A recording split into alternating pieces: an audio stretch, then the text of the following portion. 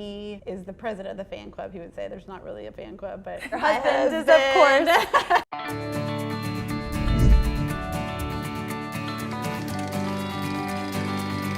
Every piece is so beautiful, and I love that it has a special story behind it. Everything in this store has a story about the women behind the scenes who make it, as well as where we source the materials that they use to make our products. So you're wearing some beautiful clothes from India that are hand-loomed fabrics as well as hand-embroidered. And then the jewelry is all recycled brass from the Kibera slum of Kenya. Wow. And this is a group of women who we've been working to build a really fair trade small workshop in a slum community in Nairobi. And our goal is to help them reintegrate back into a more stable society there. This is so stunning. And I mean, every outfit needs a bag. Yes, I know, I pulled this. Is that for me? This is my favorite bag right now. I love it. It's the new brass ring bag, so it combines both our work in Ethiopia with the leather, and then our group in Kenya makes the brass rings. So they're working together. And this bag is so cute. You can wear it casual like you, or it can go all the way into night. Fair trade just feels better. Yes, it does feel better. It looks beautiful too.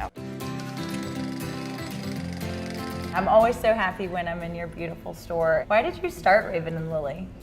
Well, it was kind of a hodgepodge of a lot of different experiences in my life. I used to be a stylist for film. My husband's a filmmaker, so he always hired me to style his music videos. Yeah, so you guys are a dynamic duo. It was fun. It was a lot of fun. But as a result, I knew a lot of people in the design industry in Los Angeles. And then the other part of my life is that I'm passionate about women. I've taken people around the world to meet women that I love that are a part of nonprofit efforts to give them access to education. In that process of volunteering a lot globally, I have met some incredible groups that saw the value of giving women access to jobs and microloans. And when some of those nonprofits I knew were focused on design, the light bulbs went off because that was my world. Either the women had an indigenous craft, or there were women that were maybe coming out of being refugees, and they were teaching them a skill, like sewing or jewelry making. So they had that first step, but then they didn't have any design input or market access after that. I went back to LA and talked to my design friends, and we looked at how we could design to the skills of the women, use materials that you have accessible in your community, and then worked on developing a market. And so they said yes, and we started collaborating with these groups. And I started Raven and Lily as a nonprofit. We moved it to a social business model, which we are today. So we are a for-profit, but we use the profit to employ women and continue to grow and expand what we can do. So the more profitable we are, the more impact for good we can have on people and the planet. So we started with about 75 women in 2011. In 2 groups, one in India, one in Africa. And today we have over 1,500 women that are being employed, and it represents 19 artisan partnerships in 10 countries, including the US.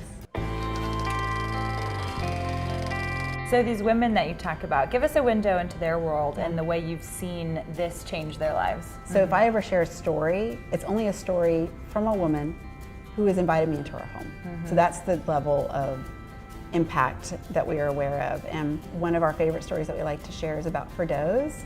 And Firdoz is from India, and she had 5 girls, and when she gave birth to her 5th girl, her husband left her because he was ashamed that they had had so many girls, and they usually did not receive an education, and if at all, it was just elementary level, and definitely did not have opportunities for jobs. She was so desperate that she went to a local fair trade factory that was employing men in woodworking and asked them to help her. They contacted me and said, will you come on your next visit to India? Wow. So I went and met Firdoz and her oldest daughters, and they were already successfully selling some jewelry they were making. So I said, well, what could we do with the skills that you have using what's in your community? Right in front of you. So we created a line of wood and leather jewelry. And today, the leather earrings that we created are still our most popular design. Wow. And they're just a simple leather leaf earring. But those are the leaves? Yes. Those are my favorite. They've been around since like 2009. Yeah, that's a Raven and Lily staple. It is. It's become our classic. What a beautiful backstory. So, and she has been able to not just take care of her family, but she's trained close to 200 women in their community. And that's what's amazing about women. Everywhere in the world we work, when one woman is given access and she's doing well, she turns around and reaches out to the next woman to bring them into the opportunity. Firdoz said, Kirsten, I want you to know that women no longer mourn when girls are born, but we rejoice because our community now sees the value that girls add to our households. And so that was amazing, because that to me was not just about Firdoz and her daughters, it was about this whole community changing the way they viewed women.